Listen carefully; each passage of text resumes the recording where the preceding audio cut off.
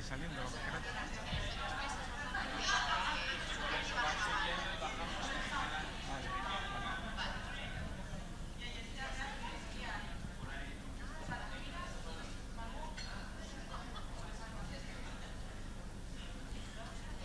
Bueno, buenas tardes. Vamos a empezar la sesión de tarde para que no se nos haga esto muy largo. En primer lugar, quería agradecer al doctor Rivera y al resto del equipo organizador de este evento el haberme invitado a poder participar, supongo que como representante de los oncosaurios. Y vamos a tener una tarde muy entretenida, empezando por una primera sesión de cáncer digestivo no colorectal, para la que tenemos 4 ponentes que conocen muy bien cada uno de los temas de los que van a hablar, y vamos a hacer una pequeña modificación en el programa porque el doctor Andrés Muñoz se tiene que marchar y va a ser el primero en hablar, y después continuaremos el programa con la doctora Fernández Montes, Carlos López y Jaume Capdevila.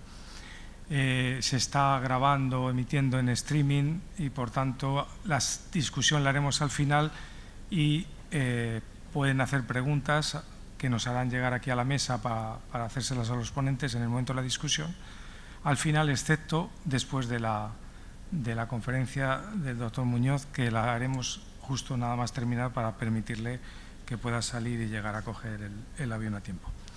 Pues sin más preámbulo, para ir ganando tiempo, la primera ponencia va a ser novedades terapéuticas en el cáncer de páncreas metastásico, a cargo del doctor Andrés Muñoz, del Hospital General Universitario Gregorio Marañón de Madrid. Pues buenas tardes a todos. Lo primero, agradecer al doctor Rivera y a todos los demás amigos de Santander por esta amable invitación a venir, que es siempre, ¿verdad?, un placer estar en Santander con todos vosotros. Estos son mis conflictos de intereses para que los veáis.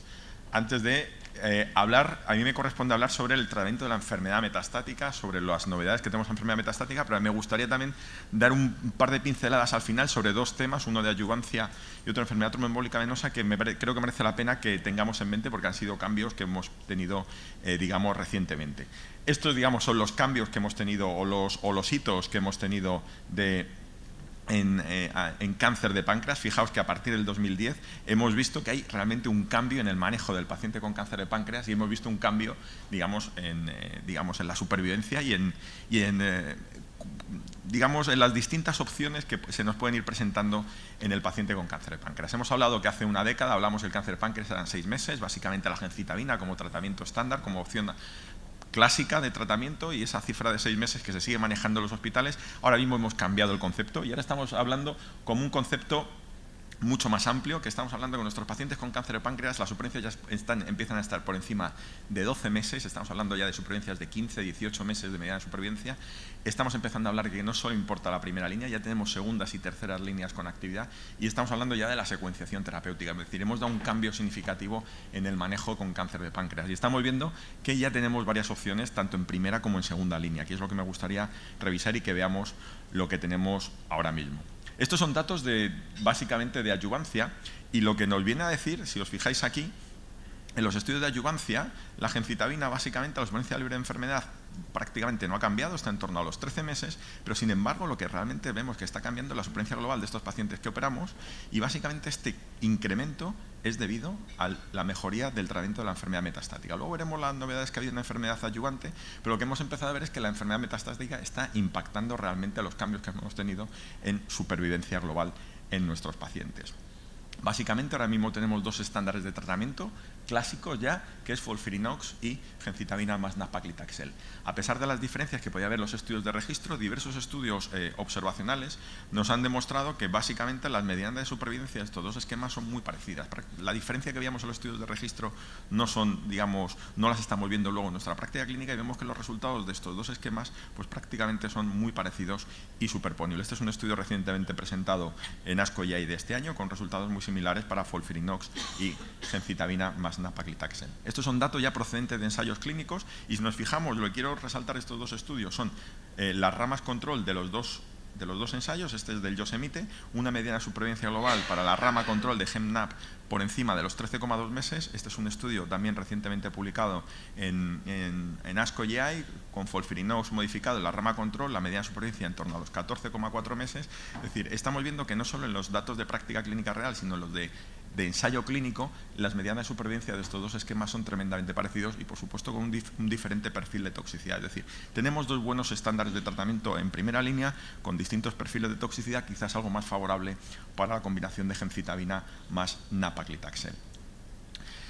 Esto en cuanto al paciente en primera línea con PS0 y 1, pero ¿qué tenemos datos con pacientes con PS2? Tenemos los datos del estudio Fragrance, un estudio español que hemos participado la mayor parte de nosotros, en el cual este estudio ha incluido exclusivamente pacientes con un ECOG-2 y vemos que los resultados en el ECOG-2 son muy parecidos a los que teníamos en el estudio de registro EMPACT, con unas medidas de supervivencia muy parecidas y medidas de supervivencia libre de progresión muy parecidas. Este estudio se ha enviado a publicar, estamos pendientes de la contestación de los autores, pero también nos está posicionando en el paciente con ECOG-2, sobre todo el que es un ECOG-2 debido a carga tumoral, es decir, el tumor es lo que le está deteriorando, a una opción de tratamiento con la combinación de gemcitabina más nab-paclitaxel. Estos son datos muy recientemente presentados en Barcelona, en el World GI, de hace 15 días, en el cual se ve cuáles son los patrones de tratamiento de primera y segunda línea. Destacar que fundamentalmente va a venir condicionado los patrones de tratamiento en función de la disponibilidad de gemcitabina más nab-paclitaxel, y en España ahora mismo gem-nab-paclitaxel es el tratamiento estándar de primera línea que más se está empleando en los pacientes, al igual que en Italia. En otros dos países, como pueden ser Francia y Reino Unido, es un patrón distinto, utiliza más FOLFIRINOX, pero sobre todo por un difícil acceso a los tratamientos de gem-nab-paclitaxel. Tenemos ahora mismo dos buenos estándares de tratamiento que lo estamos utilizando de forma, digamos, amplia en los pacientes con cáncer de páncreas. ¿Y realmente está importando la segunda línea en el paciente con cáncer de páncreas? Mi respuesta es que claramente sí, es realmente una realidad. Debemos pensar ya que en un paciente con cáncer de páncreas no solo debe recibir una línea, sino que debe recibir una segunda línea, incluso si me apuran, una tercera línea. Es decir, vamos a conseguir un impacto en supervivencia cuanto más tratamiento, más carga de tratamiento estemos dando a nuestros pacientes. Y esto ya ha sido recogido por las diferentes guías, como la guía ESMO y la actualización de la guía ASCO de este año. ¿Cuál va a ser el factor que nos decida cuál es la segunda línea? El principal factor va a ser lo que ha recibido el paciente en primera línea. No es lo mismo si viene de FOLFIRINOX que si viene de gem-nab-paclitaxel, y aquí nos aparece el concepto de secuenciación terapéutica. Por dónde empecemos nos va a marcar cuál va a ser los siguientes pasos. Otro dato importante va a ser la calidad, la toxicidad que ha tenido el paciente, ya que la polineuropatía es una toxicidad limitante tanto con FOLFIRINOX como con gemcitabina nab-paclitaxel. Actualmente tenemos dos grandes opciones en segunda línea, basadas en oxaliplatino o basadas en irinotecan liposomal. Los resultados con oxaliplatino son resultados más controvertidos. Hemos tenido un estudio claramente positivo, que es el estudio CONCO 003, con unos datos claramente positivos en supervivencia global y en supervivencia libre de progresión. Sin embargo, estos datos no se han conseguido, digamos, replicar en el estudio páncreas con una dosificación de oxaliplatino 5-fluoracilo diferente, pero curiosamente este estudio, la rama con la monoterapia 5-fluoracilo, vivían claramente mucho más, con una medida de supervivencia muy notable, en torno a los 10 meses. Es decir, los datos con oxaliplatino son más conflictivos, pero oxaliplatino también se puede considerar un estándar de segunda línea, siempre teniendo en cuenta que la neuropatía puede ser un condicionante a la hora de utilizar oxaliplatino. Por otro lado, la otra rama de tratamiento que tenemos en segunda línea son los datos que proceden del estudio Napoli con la combinación de irinotecan liposomal más 5-fluoracilo. Es un estudio claramente positivo para la combinación con irinotecan liposomal y 5-fluoracilo, tanto en mediana supervivencia global como supervivencia libre de progresión. Y de nuevo volvemos a ver datos que habíamos visto ya en los estudios de primera línea con gem-nab-paclitaxel, que empezamos a tener un subgrupo de pacientes largos supervivientes con supervivencias prolongadas en torno al 10%, con más de 20 meses. 5-fluoracilo irinotecan liposomal es un estándar de tratamiento actualmente recogido por las principales guías, y lo que hemos tenido recientemente desde la publicación del año 2006 son análisis de distintos subgrupos. Aquí he traído el análisis en cuanto cómo se beneficia a los pacientes que provienen de gemcitabina monoterapia o la combinación de gemcitabina, y vemos que los resultados de estos dos subgrupos, tanto la monoterapia en primera línea como la combinación, son similares, se benefician de forma muy parecida con el tratamiento irinotecan liposomal. Aquí tenemos, perdón porque se ha desconfigurado, pero tenemos también datos en cuanto el beneficio en otros dos subgrupos de pacientes, tanto los que provienen de una primera línea estricta o bien pacientes que hubieran recibido más de una línea, y vemos que de nuevo los beneficios en supervivencia se mantienen y son similares en los dos subgrupos de pacientes. Aquí tenemos también datos también recientemente publicados o recientemente comunicados por la doctora Macarulla en el World GI y en el Congreso de Geriatría Oncológica, en el cual analizan cuál es el beneficio en función de la respuesta a la primera línea, y vemos que el irinotecan liposomal beneficia exactamente igual independientemente de lo que hubieran recibido, de la respuesta alcanzada en primera línea. Y aquí tenemos también en función de la supervivencia global en función de la edad, y de nuevo volvemos a ver que se benefician todo tipo de pacientes. Los pacientes ancianos no deberían ser, digamos, eliminados de esta opción de tratamiento que tenemos actualmente.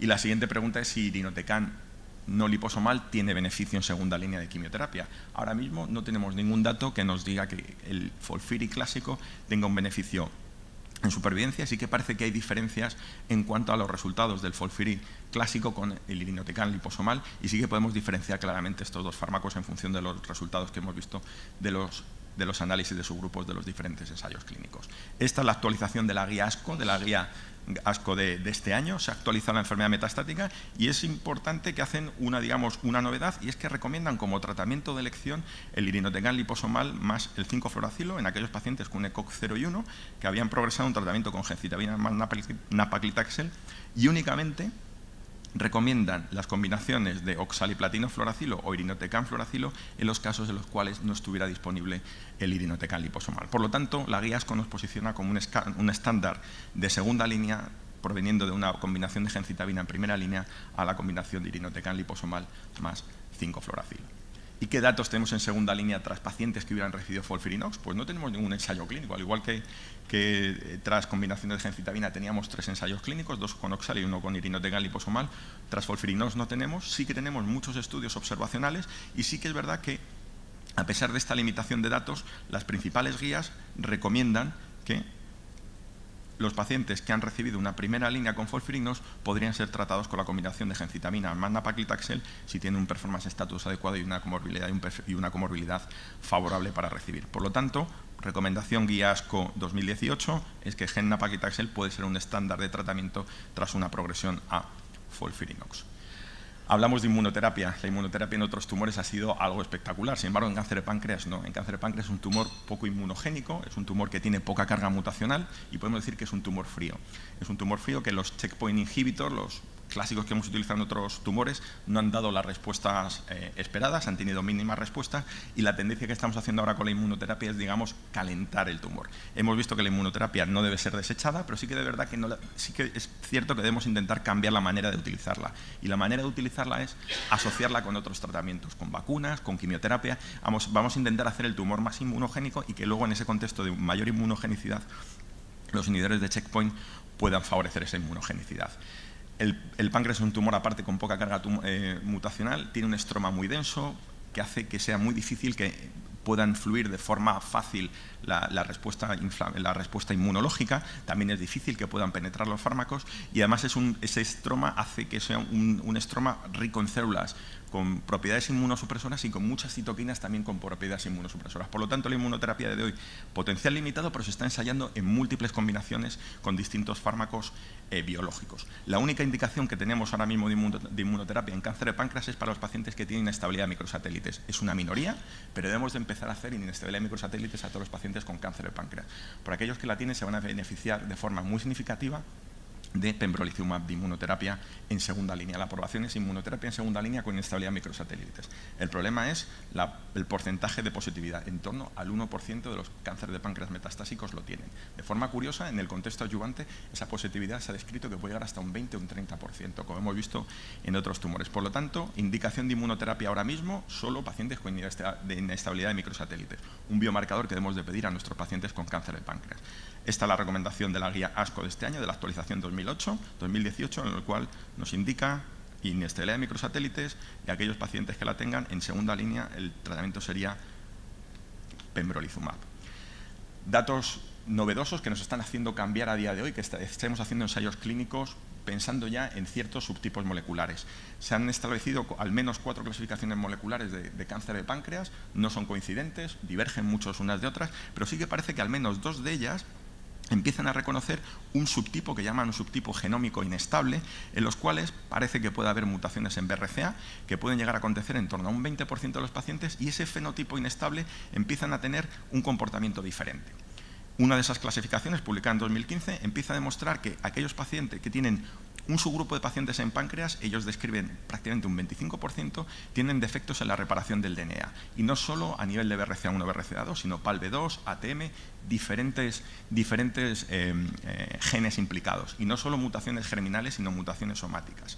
Y sabemos que esos pacientes van a responder de forma especialmente intensa con los platinos, y también parece que van a tener grandes respuestas o respuestas significativas con los inhibidores de PARP. Ahora mismo tenemos un ensayo clínico en mantenimiento en primera línea, es el estudio POLO en cáncer de páncreas avanzado, que tras un tratamiento con oxaliplatino y con respuesta parcial o estabilidad, se hace un mantenimiento con olaparib. El problema es que este estudio solo analiza pacientes con mutaciones germinales en BRCA1 o BRCA2. A nivel de España está en torno a un porcentaje de mutaciones germinales en BRCA del 3%.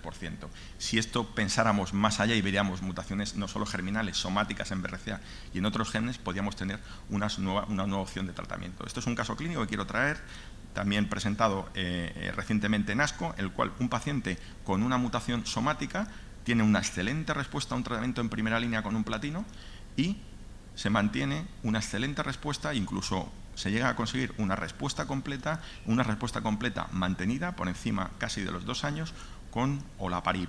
Parece que vamos a tener algún subgrupo molecular con mutaciones que tienen que ver con la alteración o con la reparación del DNA, no solo BRCA somático, sino germinal y otros genes que puedan ser candidatos a un manejo distinto, fármacos basados en platino o esquemas de quimioterapia basados en platinos, más posiblemente inhibidores de PARP como tratamiento de mantenimiento, tratamientos de primera línea. Datos interesantes. Luego me gustaría comentaros un par de datos que tenemos o un par de vías de investigación que tenemos. Una de ellas es el estroma. Lo he comentado, el estroma dificulta la penetración de fármacos, puede ser un ambiente que altere, que sea un ambiente favorable a la inmunosupresión. Y ahora mismo es una de las áreas terapéuticas que estamos investigando. Hay múltiples fármacos que estamos ahora mismo investigando, pero sobre todo me quedaría con el PEG-H20. El PEG-H20 es la hialuronidasa humana recombinante pegilada y su objetivo es, digamos, su target es el ácido hialurónico y lo que hace es degradar el ácido hialurónico. Ahora mismo tenemos 2 estudios importantes. Uno de ellos que está en marcha es el estudio fase 3 ALO. Este estudio estamos reclutando pacientes que tengan ácido hialurónico elevado, es el biomarcador para entrar en este estudio, y se aleatoriza Gem-Nab-Paclitaxel versus Gem-Nab-Paclitaxel más el PEG-H20. Es un estudio que está costando mucho reclutar porque el PEG-H20 también provoca incremento de enfermedad tromboembólica venosa y requiere a los pacientes una profilaxis primaria con una heparinaje molecular, y además un paciente con una trombosis venosa profunda previa a una embolia de pulmón se excluye.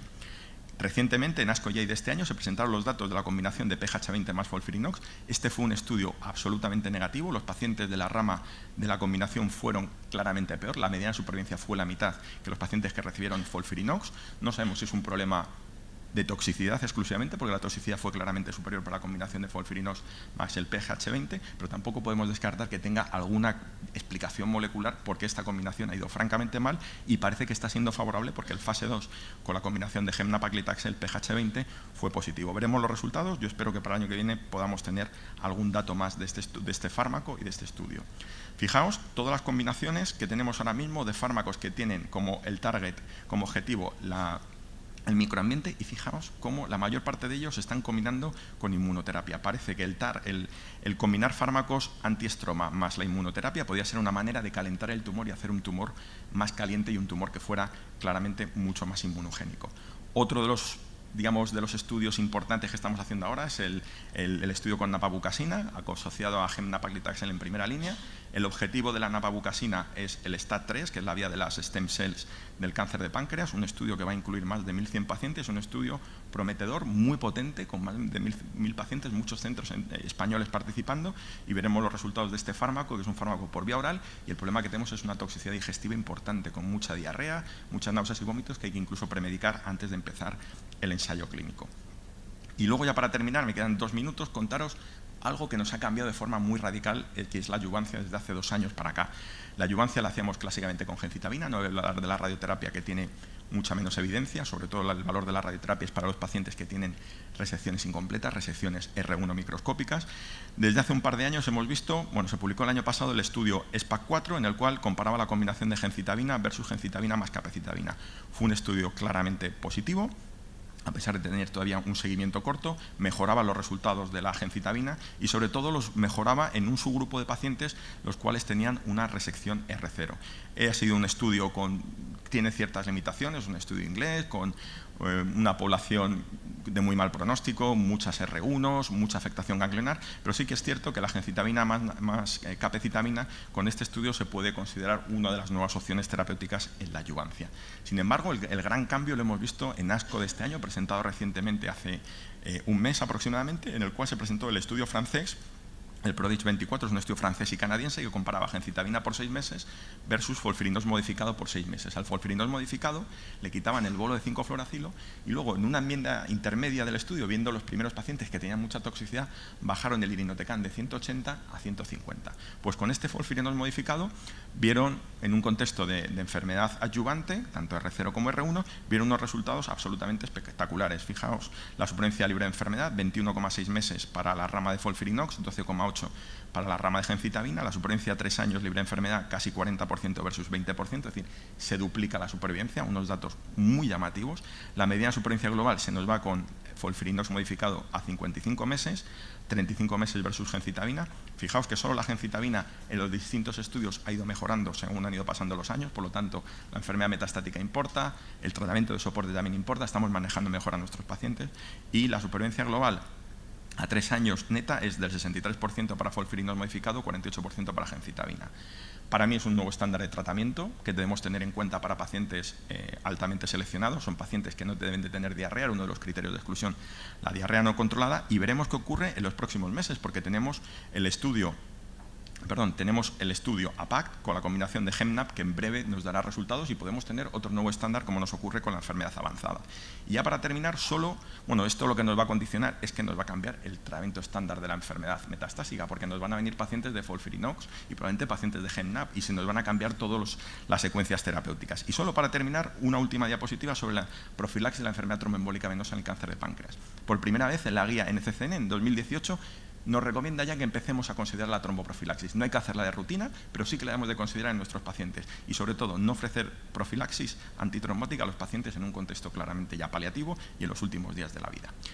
Y esto es lo que me gustaría comentaros brevemente. Mis conclusiones serían 2. Cambio significativo en la enfermedad metastásica, largos supervivientes, distintas líneas de tratamiento, distintas secuencias, y en segundo lugar, sí que me gustaría comentar es cambio también en el tratamiento de la enfermedad adyuvante. Folfirinos modificado, para mí ahora mismo, podemos discutirlo, es un estándar de tratamiento que debemos de tener en cuenta a la hora de ofrecer a pacientes altamente seleccionados, pero que realmente se van a beneficiar de forma muy significativa. Y por lo demás, nada más. Muchas gracias.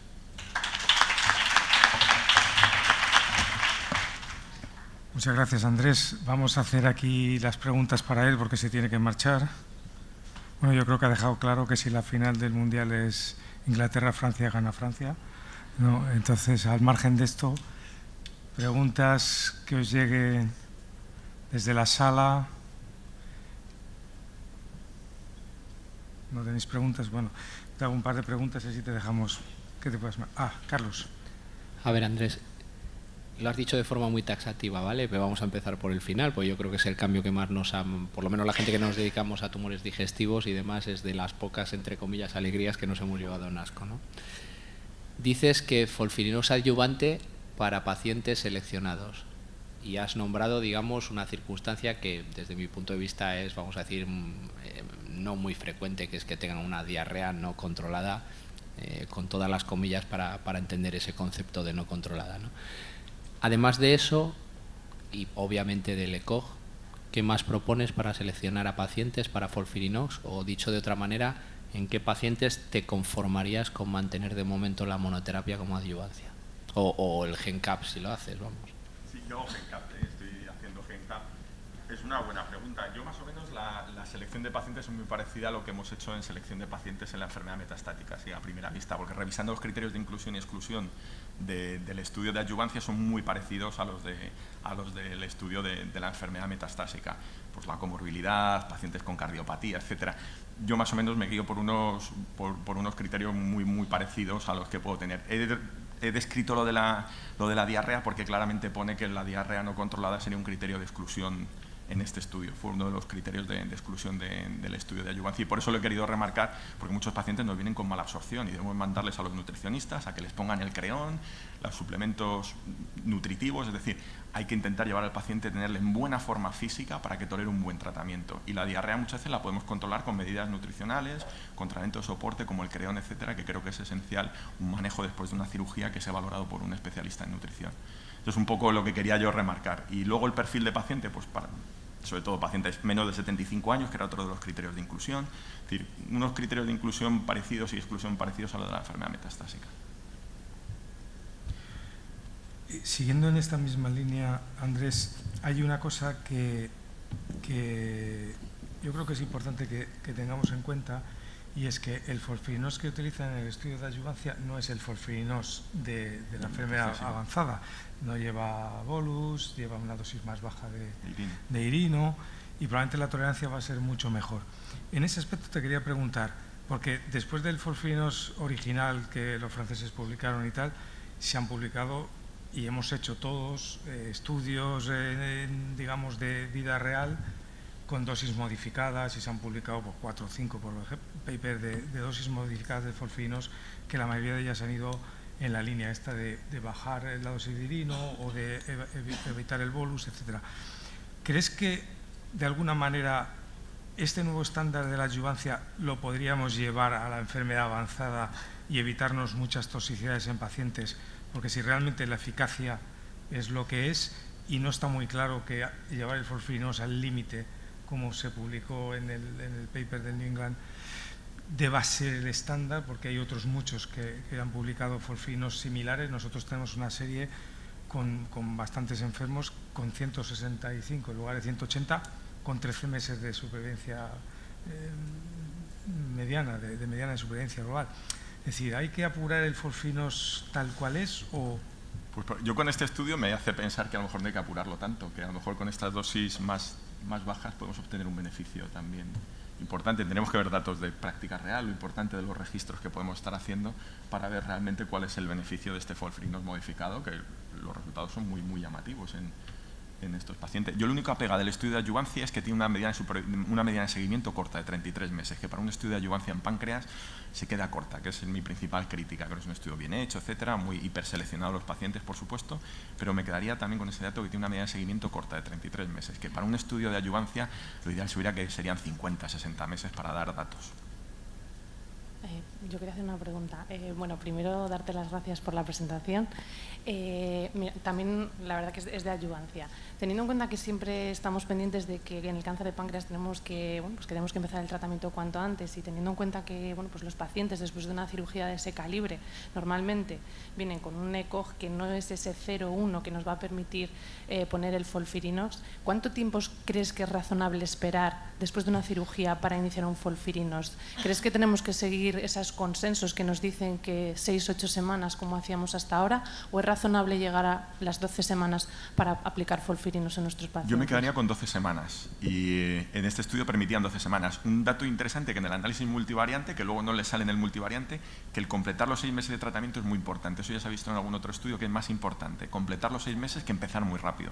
Entonces podemos dejarnos un plazo de hasta 12 semanas, ponerle al paciente en buenas condiciones, que le vea al nutricionista, ajustarle la posible diarrea, mala absorción después de la cirugía. Y yo creo que el plazo de 12 semanas, que es el que incluyen en este estudio, puede ser muy razonable en nuestra práctica clínica, no tener que correr tanto como en el colon, como en otros tumores, y 12 semanas puede ser un estándar de tratamiento. Una última pregunta. En los pacientes que reciben en primera línea folfirinos, ahora que disponemos de irinotecan liposomal, para evitar la neuropatía quizás sería lo más razonable a utilizar. Sin embargo, no tenemos datos en la práctica. Entonces, ¿cómo ves tú ese contexto de aquel paciente joven que está con buen ECOG, que recibe folfirinos y al cabo de X meses progresa? ¿Crees que habría que decantarse más por el irino liposomal, aunque no haya datos? ¿O crees que hay que apurar y con el problema de la neuropatía con ponerle abrasanegen? Yo con los pacientes que vienen de GEMNAP, para mí lo tengo clarísimo, que para mí el estándar Naliri 5FU me parece el estándar razonable y además nos permite tiempo libre sin neuropatía y una tercera línea con platino. La duda es los pacientes que vienen de un folfirinox, con neuropatía significativa, que la del Oxali revierte menos que el nab-paclitaxel. No tenemos datos suficientes para decir que es un estándar, es una opción. Tendríamos también la otra opción, por otro lado, de la gencitabina monoterapia, pero quizá en pacientes con buen peso se quedan cortos.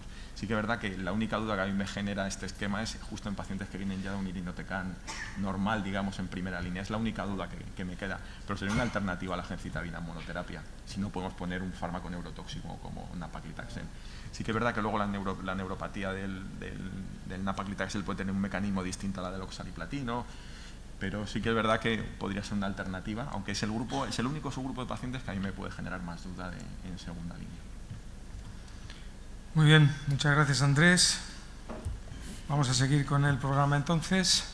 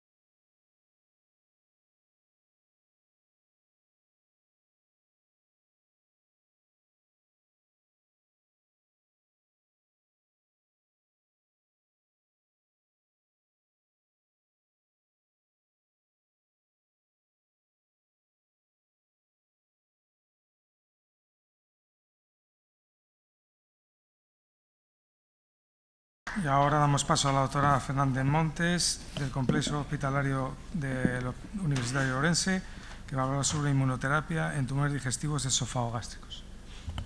Pues muy buenas tardes a todos. Muchas gracias, Fernando, por la invitación, por volver, como digo yo, a casa una vez al año.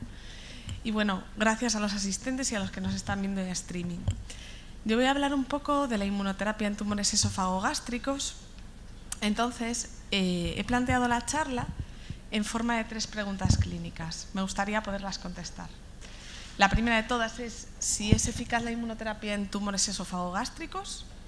La segunda es si tenemos algún marcador de eficacia. Y la tercera, ¿qué futuro nos espera en este tipo de tumores? Para ello vamos a hablar del fundamento de la inmunoterapia, hablar un poquitín de biomarcadores, hablar de evidencia clínica, volver a hablar otro poquito de biomarcadores, del futuro y unas pequeñas conclusiones. ¿Por qué la gente se puso a investigar la inmunoterapia en tumores esofagogástricos? Todos conocéis la clasificación del TCGA, donde hay 2 subgrupos histológicos, los del virus de Epstein-Barr y los de la inestabilidad de microsatélites, que parecía que por sus características, alta expresión de PDL1 y PDL2, alta carga mutacional, mayor número de linfocitos infiltrantes, parece ser que este subgrupo pudiera beneficiarse de la inmunoterapia. Pero tengo que decir que los estudios están en marcha, esto es la base racional, pero aún no hay nada demostrado. Segundo punto, ¿qué tenemos que tener en cuenta cuando hablamos de tumores esofagogástricos y de los biomarcadores? Evidentemente, ¿qué tengo que tener yo en mi cabeza cuando hablo de estos tumores acerca de los microsatélites y del PDL1? De los microsatélites, nada que añadir. Todos conocéis que aquellos pacientes con inestabilidad de microsatélites se benefician por su alta carga mutacional, por ser hipermutados, de pembrolizumab. Tenemos un estudio con 86 pacientes donde veis que un pequeñito porcentaje, estos de verde, eran los tumores esofagogástricos. ¿Pero qué tengo que decir de PDL1? PDL1 únicamente lo tenemos expresado en la mitad de los tumores gástricos. Tenemos que tener en cuenta que no tenemos un punto de corte, que cada estudio utiliza un anticuerpo diferente, que son bastante concordantes, que cambian el tiempo, y tenemos que tener ya presente y claro en tumores esofagogástricos que nivolumab únicamente mide PDL1 en células tumorales, pero los estudios de pembrolizumab lo miden en el tumor y en el microambiente, en los linfocitos, macrófagos, y esto nos vamos a estar refiriendo cada poco, pero hay que tenerlo claro. Veremos que cada uno define unos niveles de positividad diferentes, tenemos que armonizarlo. ¿Y qué más diría yo de PDL1? ¿Es pronóstico? Pues veréis que tenemos estudios que dicen que es un factor pronóstico positivo, otros que dicen que es un factor de mal pronóstico, y tenemos un metaanálisis que nos dice que el tener un PDL1 positivo es un factor de mal pronóstico, se asocia con un incremento en la mortalidad, por lo tanto es negativo. Y sin más, la evidencia clínica. Evidentemente, cuando me puse a organizar en mi cabeza los estudios de inmunoterapia, fase 1, fase 2, fase 3 que tenemos en el esófago gástrico, era una locura. Entonces, ¿cómo lo organicé? Evidentemente, la decisión final es intentaroslos transmitir por línea de tratamiento y con mi visión personal.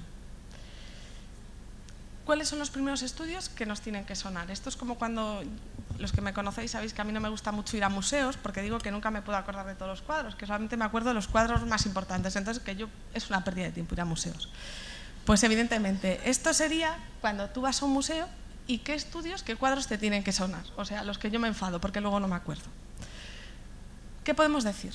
¿Qué estudios nos tienen que sonar realmente? Veremos que el desarrollo de anti-CTLA4, veremos que hay estudios con ipilimumab, que tenemos un estudio negativo en primera línea, en el mantenimiento no demostró nada. Bien es cierto que fue el primer estudio de inmunoterapia. Tenemos estudios de tremelimumab, que está en fase de desarrollo, pero todavía no tenemos nada claro. Estos estudios nos tienen que sonar. ¿Qué podemos decir de los estudios con anti-PDL1? Pues veremos que tenemos estudios con durvalumab, vemos que tenemos algunos estudios con avelumab, que en general toda la inmunoterapia, como en muchos otros tumores, en cánceres esófago-gástricos, vamos a tener una tasa de respuestas que va a oscilar de entre el 10 al 30%. La mayor parte de los estudios que tenemos en estas fases son en pacientes politratados y que, bueno, que están en fase de desarrollo. Únicamente destacar dos cosas. Quiero hablar de avelumab. Avelumab, tenemos un estudio negativo frente a quimioterapia en terceras líneas o posteriores, quimioterapia irinotecan o paclitaxel. Y también me parece muy interesante, y yo guardaría en mi memoria, el estudio de mantenimiento, que conseguimos rescatar con avelumab un porcentaje de pacientes en primera línea, con una tasa de respuestas del 9%. Estos estudios yo los tendría en mi memoria. ¿Y qué más? ¿Qué más cosas nos tienen que sonar? Pues realmente nos tiene que sonar que hay un gran desarrollo tanto en primera como en segunda línea, en pacientes también politratados, combinando la inmunoterapia anti-PD1 y anti-PDL1 con agentes como es el ramucirumab.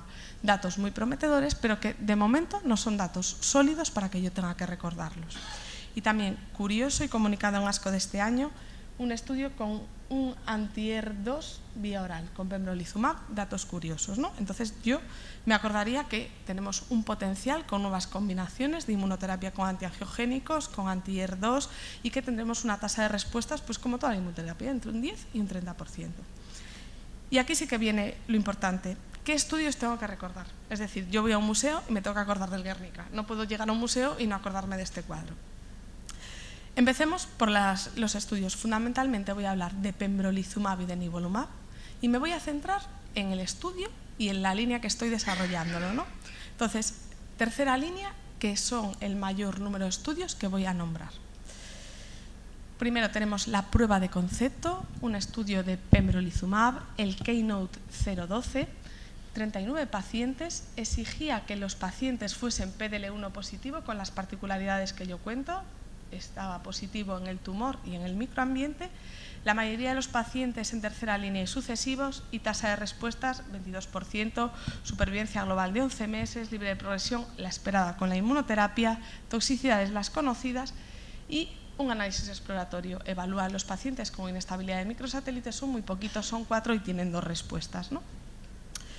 Este es la prueba de concepto y, como veis en las gráficas, realmente lo primero que nos viene a decir es que la inmunoterapia es eficaz en tumores esófago-gástricos en un pequeño porcentaje y lo que estamos encontrando son las famosas colas de curva, que lo que nos viene a decir es que igual en inmunoterapia no tenemos que hablar de supervivencia global ni libre de progresión, sino porcentaje de vivos a los 6 y a los 12 meses. Y aquí se abre una primera pregunta del debate. ¿Qué más estudios? vamos a hablar de otro estudio, un fase 2, el Keynote 059, que como veis es un fase 2 que evalúa varias cohortes, 2 en primera línea y 1 en tercera línea. Vamos a centrarnos en el subgrupo de tercera línea, en el que podía ser PDL1 positivo o negativo. Su objetivo era la seguridad y la tasa de respuestas en todos los pacientes y los PDL1 positivos medidos como lo hace pembrolizumab. ¿Qué datos curiosos tenemos? La mayoría de los pacientes, pues bueno, evidentemente estamos hablando en tercera línea, pero un alto porcentaje eran en cuartas líneas. Bueno, desecho lo del ratón. Obtenemos una tasa de respuestas del 12% y, muy llamativo, un análisis no planificado que parecía que respondían más, aunque no sea mucho, parece que responden más pacientes no planificados en tercera línea frente a aquellos que se encuentran en cuarta línea. Hacen un análisis en función del PDL1 y numéricamente es superior en aquellos PDL1 positivo. Pero ojo, también hay PDL1 negativos que no responden. En base a este estudio, lo que nosotros nos encontramos es que la FDA le da la aprobación al año pasado a pembrolizumab tercera línea o posteriores PDL1 positivo. Estoy hablando de un estudio fase 2 que quiero que todos tengamos en mente.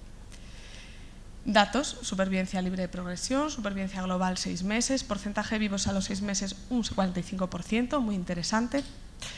¿Y qué más estudios tenemos en tercera línea con inhibidores checkpoint? Tenemos aquí un estudio asiático de nivolumab, donde medía el PDL1 únicamente en tumor, no era un criterio de inclusión del estudio.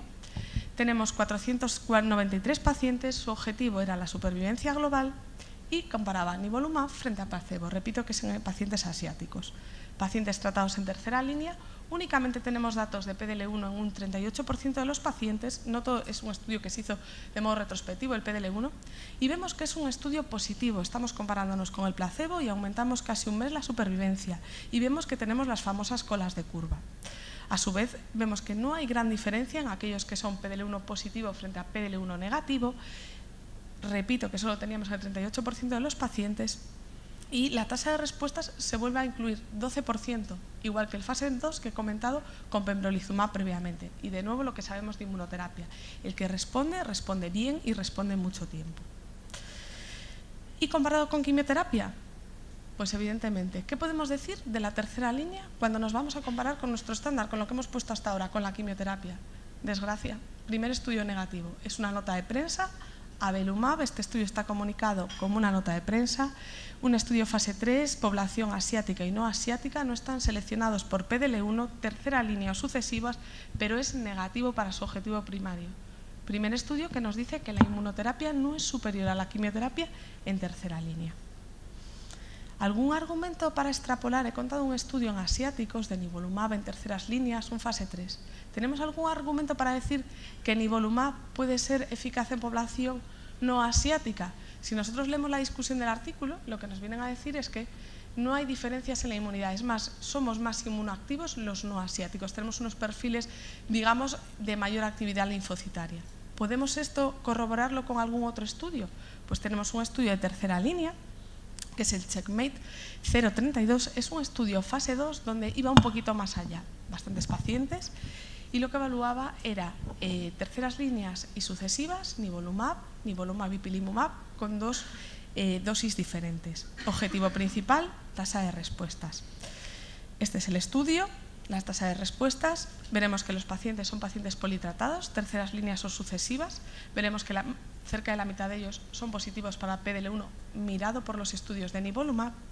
Y veremos que de nuevo la tasa de respuestas en la monoterapia vuelve a ser el 12% y más tasa de respuestas cuando empleamos la combinación. Y de nuevo lo que todos conocemos. Aquellos pacientes con inmunoterapia los que responden bien y responden mucho tiempo. No hay diferencias en función de la expresión de PDL1, es cierto que lo miden de forma diferente.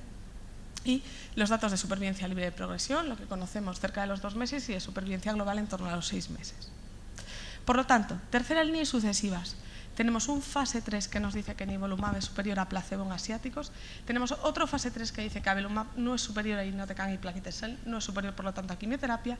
Y tenemos fase 2 que dice datos prometedores con nivolumab, ipilimumab y pembrolizumab.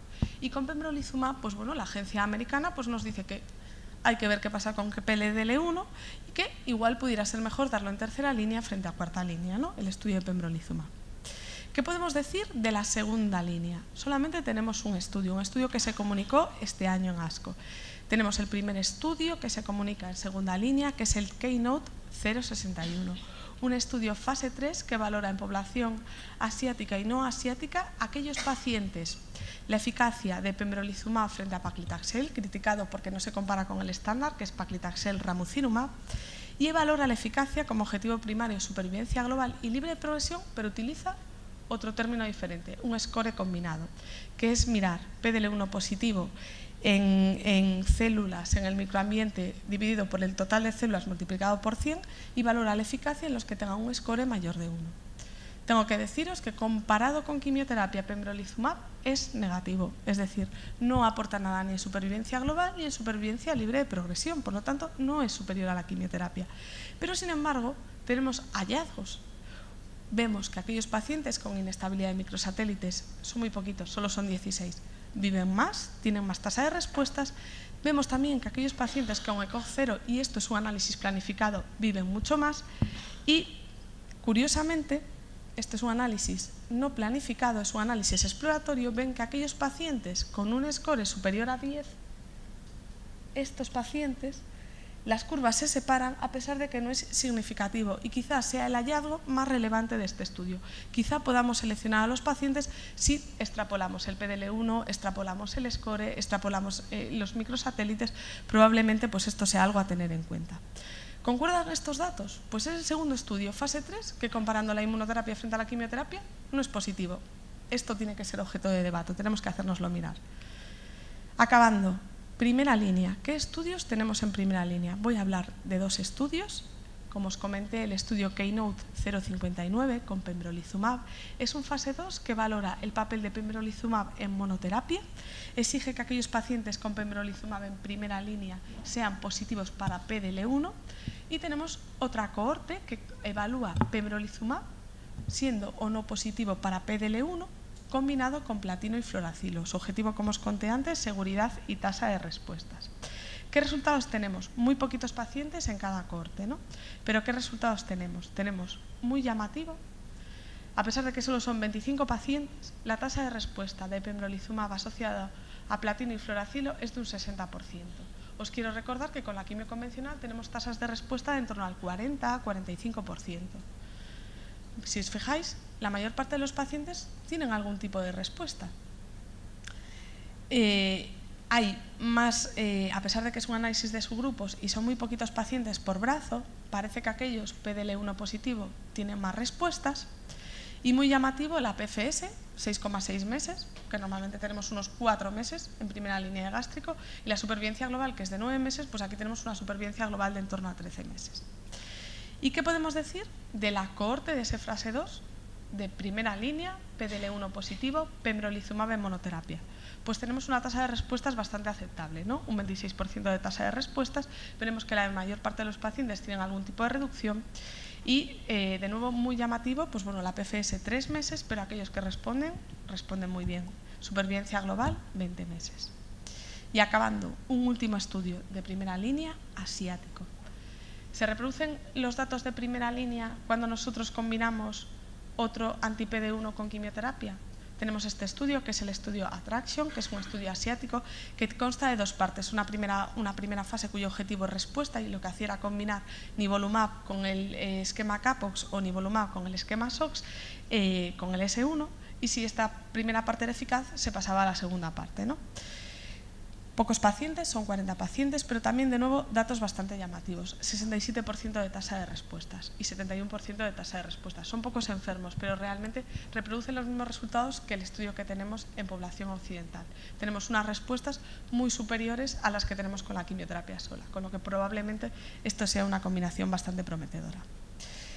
Tengo que añadir algo más sobre biomarcadores. Esta es una diapositiva de uno de los discursores de ASCO, donde nos pone los pros y los contras de biomarcador. Y después de leerla con detenimiento, mi única opinión es que realmente el único biomarcador aceptable que tenemos a día de hoy y al que nunca le podríamos negar la inmunoterapia es los MSI. Los otros biomarcadores tendremos que ver si hay que hacer un score, pero hay que extrapolarlos, hay que seleccionar mejor a los pacientes. No tenemos nada claro a quién estamos beneficiando y a quién no, porque los PDL1 negativos también responden a inmunoterapia. ¿Qué futuro nos espera? Pues evidentemente todos conocemos que la inmunoterapia ha venido para quedarse, es una realidad, beneficia a una parte de nuestros pacientes, pero realmente ¿con qué estamos combinándola? Pues lo que conocemos, la estamos combinando con antiangiogénicos, con quimioterapia, con radioterapia, potenciando el efecto ascopal, con anti-ER2, se está trasladando también a la adyuvancia. Entonces, en 2 minutos y medio, conclusiones, mis conclusiones. ¿Es eficaz la inmunoterapia en tumores esofagogástricos? Sí, hay una población específica que suele oscilar entre un 10 y un 30% que van a vivir bien. En primera línea sabemos que tienen una respuesta del 26% y hay un porcentaje de pacientes que sí que se benefician. Segunda pregunta, ¿tenemos algún marcador de eficacia? No, ni PDL1 positivo, ni PDL1 negativo, únicamente yo no se lo negaría a los MSI, pero realmente tendríamos que probarla en todos los pacientes. ¿Qué futuro nos espera? Pues realmente yo creo que la opción más prometedora son las combinaciones y finalmente ya las conclusiones. Tenemos una base racional para la inmunoterapia, que es la clasificación del TCGA, pero no está nada demostrado. No sabemos cómo seleccionar a candidatos, no sabemos si llega con el PDL1, evidentemente lo único, como he dicho y he repetido, los únicos que beneficiamos son los que no se le puede negar son los MSI high. Viendo la evidencia que tenemos, pues los únicos anticuerpos que tenemos posicionados y con datos más o menos sólidos son nivolumab y pembrolizumab, que son una realidad en cáncer gástrico, de hecho tienen aprobación por 2 agencias reguladoras. Y mis conclusiones. Mis conclusiones, después de todo lo que he hablado, he presentado varios fase 3 y varios fase 2, ¿no? Nosotros podemos, como todos los oncólogos, y lo hemos hecho así toda la vida, podemos extraer conclusiones de los fase 3. Los fase 2 son apoyos, tienen que demostrar hasta a día de hoy que las cosas son eficaces, ¿vale? Pero con lo que yo he contado, podemos decir que nivolumab es superior a placebo en asiáticos en tercera línea. Podemos decir que pembrolizumab tenemos en un fase 2 que sugiere eficacia en tercera línea, no tenemos brazo comparador, tenemos dudas que si solo ve el de PDL1 es importante. Tengo muy claro que la inmunoterapia no es superior a la quimioterapia, caen, es decir, tendremos que utilizar siempre primero quimioterapia hasta que no tengamos una mejor forma de seleccionar a los pacientes antes que inmunoterapia. De hecho, hay 2 estudios que se han comparado con quimio, son fase 3 y son negativos. Uno de ellos es el de avelumab, el otro el de pembrolizumab. Y realmente si yo tuviera que apostar algo, que no se puede apostar en esta vida, ¿no? Pues realmente creo que la eficacia y lo que nos va a dar de sí va a ser la inmunoterapia asociada a la quimioterapia. Realmente hay que ver, porque los datos son muy prometedores y realmente igual estamos potenciando el infiltrado linfocitario y con eso estamos ganando pues bueno, adeptos y buscando una población más seleccionada o ayudando más a la población, ¿no? Y esta es mi última diapositiva, esto es para el servicio Valdecilla. Yo no sé si alguien se puede enfadar con la diapositiva. Bueno, ya sacamos. Y muchas gracias a todos por la...